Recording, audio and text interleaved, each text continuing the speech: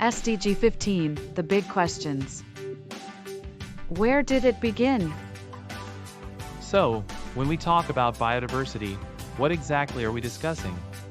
We're talking about the variety of life on Earth, including different habitats and ecosystems.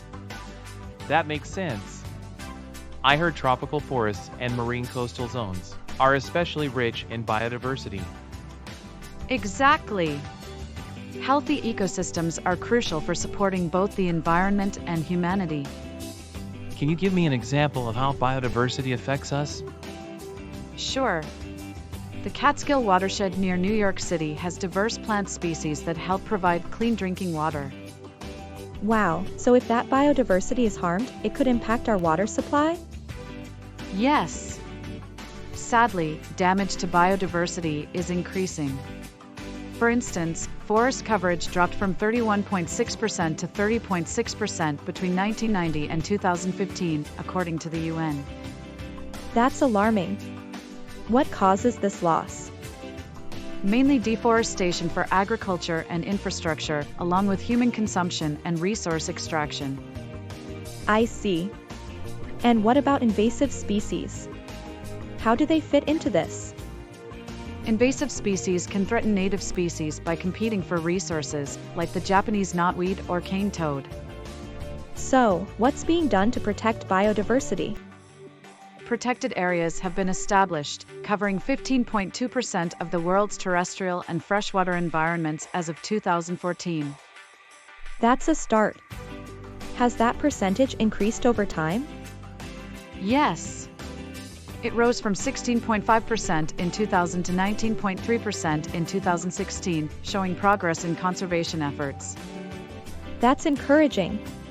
Biodiversity really does play a vital role in combating climate change, doesn't it? Absolutely.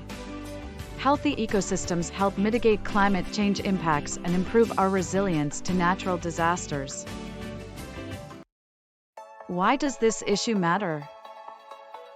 Over 2.6 billion people rely on agriculture, but more than half of our land is suffering from soil degradation.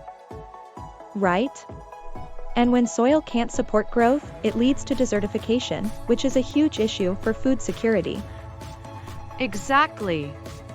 To reverse desertification, we have to tackle drought and stop practices like overuse and poor crop rotation. And what about biodiversity? It's crucial for both the planet and us, isn't it? Yes. Biodiversity provides food, shelter, and resilience against climate change. But many species are still at risk due to human activities.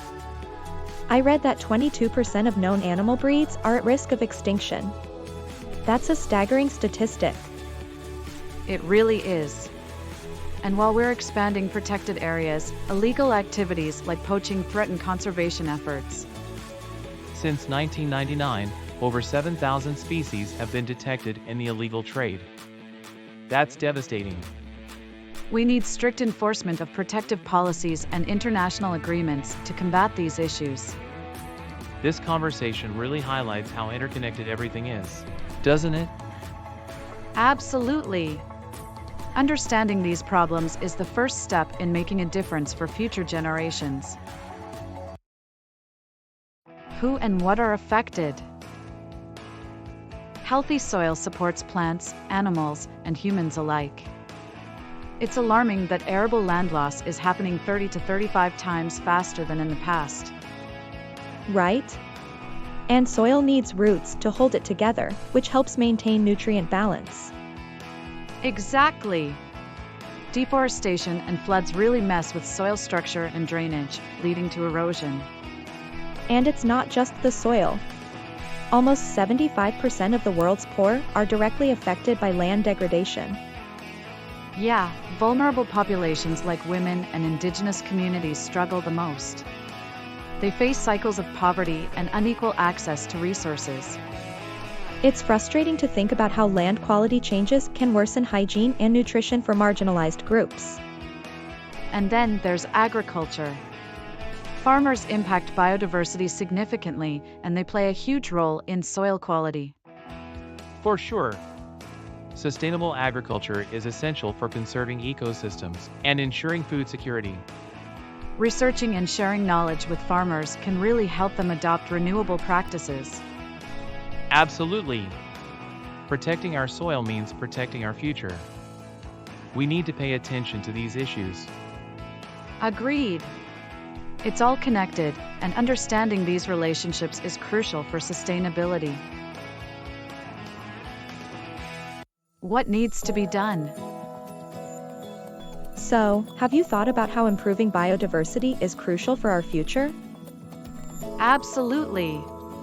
It's not just about saving species, it's about a whole systems approach to resource management. Right. That means considering the interrelationships of ecosystems in decision-making. Exactly. Working with farmers, environmental groups, and citizens can create a collaborative approach to conservation. And international agreements play a big role in this too, right? Yes. Agreements like the Kyoto Protocol are legally binding and aim to protect vulnerable ecosystems from human impacts. I read that NGOs are also essential in this fight. They help organize efforts to conserve our environment. Exactly.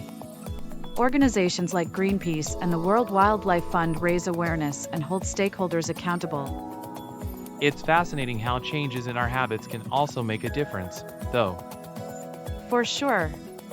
Even small initiatives can contribute to a sustainable future for humanity. It really shows that global change starts with individual actions. Absolutely, every effort counts in the journey towards protecting our planet.